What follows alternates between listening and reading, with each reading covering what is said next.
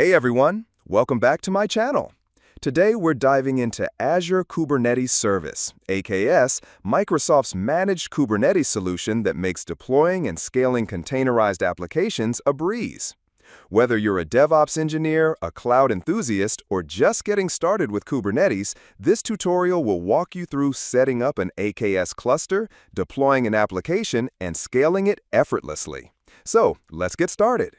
Before we jump into the hands-on part, let's quickly check our agenda. What is Azure Kubernetes Service? What is the core concepts for Azure Kubernetes Service? What is the deployment strategies? How to scale and manage Azure Kubernetes Service? Azure Kubernetes Service, AKS, is a managed container orchestration service provided by Microsoft Azure that simplifies deploying, managing, and scaling containerized applications using Kubernetes. It eliminates the complexity of managing the Kubernetes control plane by handling critical tasks like health monitoring and maintenance automatically. What are the benefits of using AKS? Reduced operational overhead. Azure handles Kubernetes management tasks.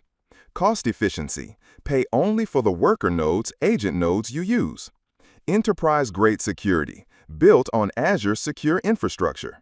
Hybrid capabilities. Integration with Azure Arc for hybrid deployments. Extensive ecosystem.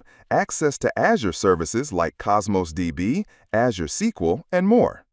AKS provides a balance between Kubernetes flexibility and managed service convenience, making it an excellent choice for organizations looking to run containerized applications in the cloud without the operational burden of managing Kubernetes infrastructure.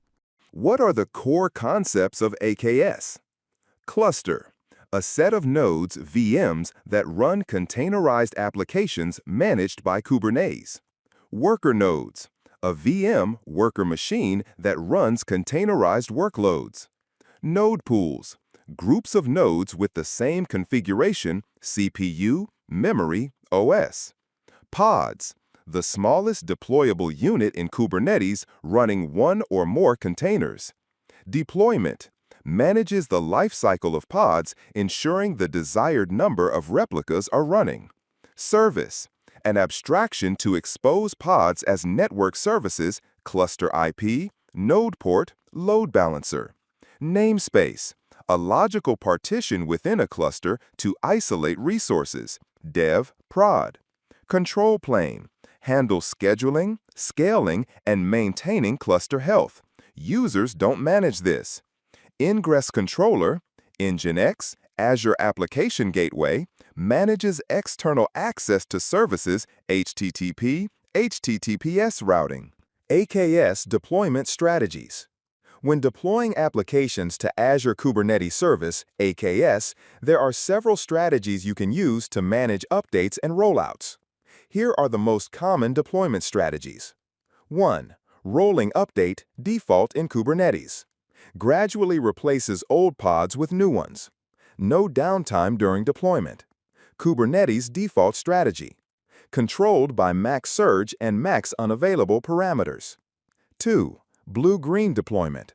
Maintains two identical production environments, blue and green. Only one environment serves live traffic at a time. Switch traffic all at once when new version is verified. Requires additional resources as both environments run simultaneously. Implementation typically uses service selector changes, ingress controller updates, traffic manager configurations. 3. Canary deployment. Gradually rolls out changes to a small subset of users.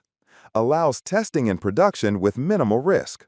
Can monitor metrics before full rollout. Implemented using service mesh like Istio, ingress controllers with traffic splitting, feature flags.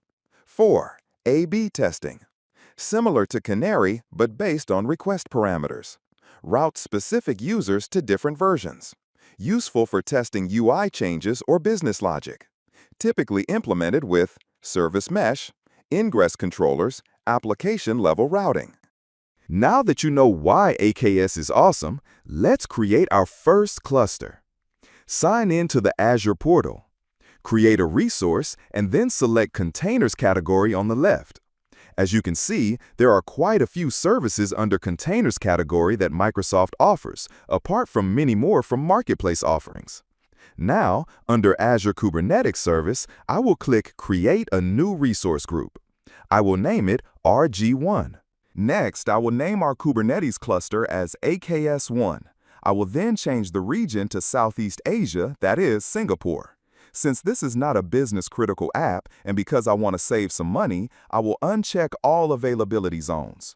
When you select more than one, Azure will spread the nodes in the node pool across availability zones, providing higher availability. You should of course do this in your production environment. One thing to note on ASs is that not all regions has availability zones. For example, if I were to select Australia Southeast, there are no ASs.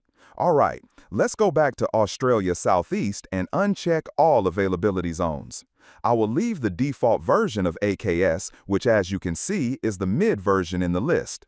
The Kubernetes community releases minor versions roughly every 3 months. AKS follows 12 months of support for a general availability CTAT, that is, version. So version 1.24, which went GA in July 2022, will be supported for 1 year from that date. Microsoft does provide a pathway to upgrade deployed AKS clusters. I will leave the default node size to DS2 v2. In Module 2, I talked about various VM sizes available in Azure. This one has 2 vCPUs and 7 GB of memory. Let's set the node count to 1. This will give me an opportunity to show you how to scale it up later. Click Next. Since we have set the node count to 1, node pools show that as the maximum. That is, minimum is set to 1 and maximum is also set to 1. If I were to go back and change the max to 5 and click Next, you will see that reflected here. Also note that the max spots per node is set to 110. If you need to add more than 110 pots, you will need to add more nodes. This, by the way, has nothing to do with VM size. You can select a VM with 32-core CPU and 128 GB of memory, but the port-to-node ratio is between 30 to 250, which can be configured if you click on the agent pool. Let's set this to 30 and click Update and then Next. In the Authentication and Authorization blade, you have 3 options to select from. We will leave the default here and move to the next scene. I will discuss this option in some detail in the next module. In the networking option, select Azure CLI. Since I do not have any existing virtual networks, I will let Azure create one for me. Do not worry about what these options mean. The network configuration and network policy are important settings, and I will discuss them in the next module. For now, let's click Next. We will take this opportunity to create a Azure Container Registry. Container Registry is a managed service that is based on open-source Docker registry. This can help you store our container images, like the one we created in the previous module, securely and privately. I will give it a name, use the same resource group and region. I will choose a basic skill. SKUs in Container Registry is about higher performance and ability to replicate across the globe. Since we do not need all the jazz, let's select Basic and click OK. Let's enable container locks and let the logs go to this new log analytics workspace that Azure is creating for us. And yes, we will come back to monitoring later. Click Next to go to Advanced Plate. The Infrastructure Resource Group is where all the info related to AKS, like networks, VMs, etc., are created. Microsoft recommends to leave the defaults, but in your production environments, you can change it if the naming policy is required you to. We will click Next and leave the tags blank for now. If you have used any cloud platform before, you know what tags are. If not, you can ignore these for now. In the next screen, Azure runs a quick validation to see if all the required options are filled and if we can continue with the deployment. Once the validation is complete, let's click Create. Now we had deployed an AKS cluster along with prerequisites like resource group, virtual network. In this demo, we will connect to that cluster with CLI. There are a few ways to connect to our AKS cluster via CLI. You can use the Azure Cloud Shell to do that without the need to deploy anything on your computer. All the dependencies like Azure CLI and Azure PowerShell modules are pre-installed in that. You can also use PowerShell on Windows or Terminal on your Mac or Linux machines to connect to Azure. I will use PowerShell on my Windows machine to connect the process. I have logged on to Azure CLI via AZ login command to connect to our AKS cluster. I will need to get the cluster credentials. Before we do that, let me run the AZ account to show the subscription we are connected to. This is important to validate if you have more than one subscription in your tenancy. Now, most CLI commands require you to pass the resource group parameter, and I am lazy, so I will set the default to our AKS resource group by typing azconfigure default group and set it to the resource group we created previously. Now I will run AKS get credentials command along with the AKS cluster name. This will download the credentials and merge it into our current user context. Now that we are connected to our AKS cluster with correct credentials, let's validate if kubectl can access the cluster. Running kubectl config current-context will display the current context, that is the AKS cluster we connected to so far. So good. Now we will run some common kubectl commands. Do not worry if you do not know all of these commands. As you start to use these commands, you will know what they do and what parameters they require. Running kubectl get nodes will show all the nodes that our cluster have. If you remember, we had set the minimum and maximum to one node, and that is what is showing here. If you open the Azure portal, this is the same name of a virtual machine scale set computer name.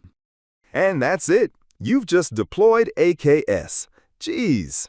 If you found this helpful, smash the like button, subscribe for more cloud tutorials, and drop a comment if you'd like a deep dive into AKS networking or monitoring.